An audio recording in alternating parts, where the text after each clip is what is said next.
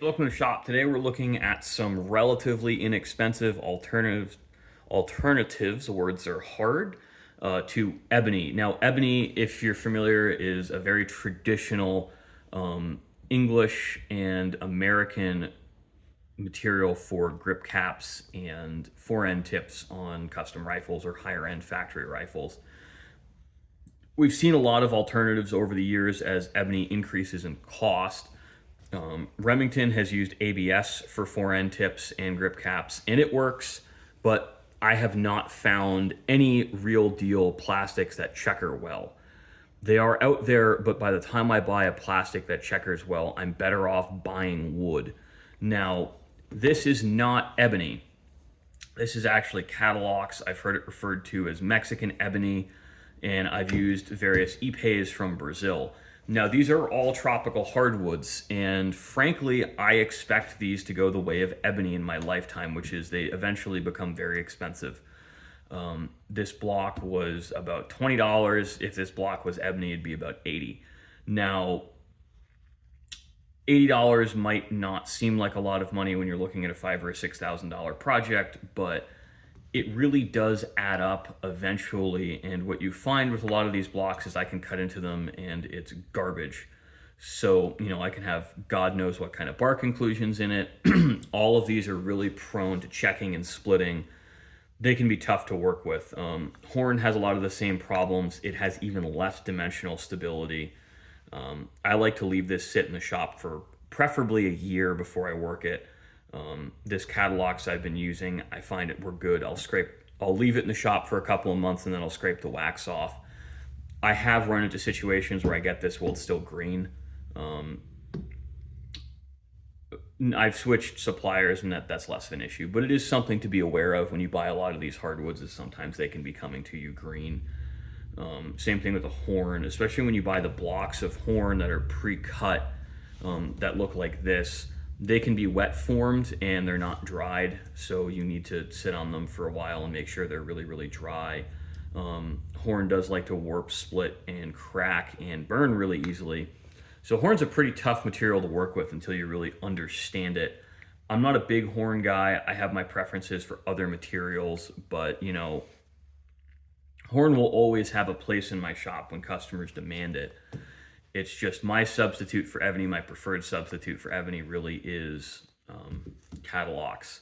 Now, there are other options where we can take some American hardwoods. There are various ironwoods that grow in the desert, and we can also take maple and ebonize it. I forget the exact chemistry on it, but I can turn maple black. I don't really like to do that because generally you wind up with a wood that's equally hard or softer than your walnut you're putting the tip on. So, other than cosmetics, there's no real advantage to using that, cosmetics and cost. These are a lot harder to work with, these tropical hardwoods, and horns are a lot harder to work with than things like walnut or maple. I just don't like to use rosewood fore-end tips unless absolutely necessary because I just think they look cheap. Now, customers, obviously, if they want a rosewood fore-end tip, they're going to get a rosewood fore-end tip. But if I have a choice in it, unless we're willing to pay the premium for ebony, I'm just going to use Catalogs. It works really well. It's a good looking wood.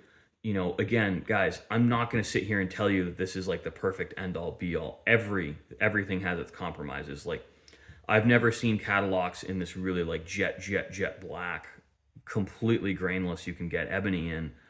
But most of the available ebony now does have white streaks in it. And I kind of like it because it looks like wood. And I like, if I'm using wood, I want it to look like wood. What you see now is a lot of the less expensive rifles to get that ebony look, they're using injection molded plastics. And I don't want something that's going to look like plastic at a glance. It's one of the reasons I use the finishes I do. There's a lot of other reasons beyond just practical utility. Now, I can get 2 or 3 tips out of this, or I can get 2 tips and several grip caps. I'm not sure exactly what I'll use this block for. I think I'm going to wind up using this block for my 35 Wayland project I'm restocking. I think I'm probably going to keep it, or at least it's going to live in the shop as sort of a marketing tool rifle. I think there's so much that can be done with custom rifles. People really get lost in it. And if we're not using a super expensive piece of wood, I mean, you're not really going to get a discount on my time, but in a lot of people may actually be better served with paying a premium for checkering and fitment than they will with grain. I think I enjoy highly figured pieces of walnut. Absolutely, guys, don't get me wrong. But I think quality of fitment and finish and fit of the rifle to the end user really make a huge difference. And, if you're forced to choose between the two, I personally would lean more towards fit and fitment than I would just paying for grain. But that's just me. I used to feel differently, and it was all about the grain. And a lot of customers, it is all about the grain because they don't really shoot their guns; they just look at them. So that's just personal preference, and we'll consider this a soft launch to my 35 Whalen project. At time of recording, I'm still waiting for my butt stock to show up.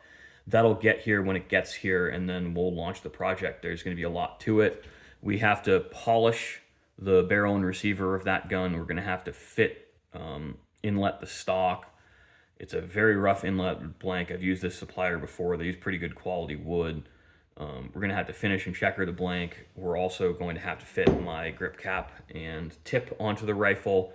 And there's a lot of stuff that's going to go into it. I'm using a 1-inch pad on it because I am a delicate flower and I find 35 Whalen can be punishing. But we're also going to use these inlet sling swivels. These are a lot of work to install, and there's a lot more to them than I think people necessarily see on first glance. And I find it's actually really tricky to do these. The tally screws are pretty dang soft. I'll move this so you can see it better. So we're going to have to inlet these, fit them to the rifle, and then I'm going to have to take these off and blue them because everything on this rifle is going to be blued black. I want to pop the metal relative to the stock as much as possible because there's not a lot of figure in the blank I bought, pre-inlet blank. It's on a blank. So I want all of my cosmetic features to pop as much as possible in contrast with it. And this is, again, personal preference just from a cosmetics perspective.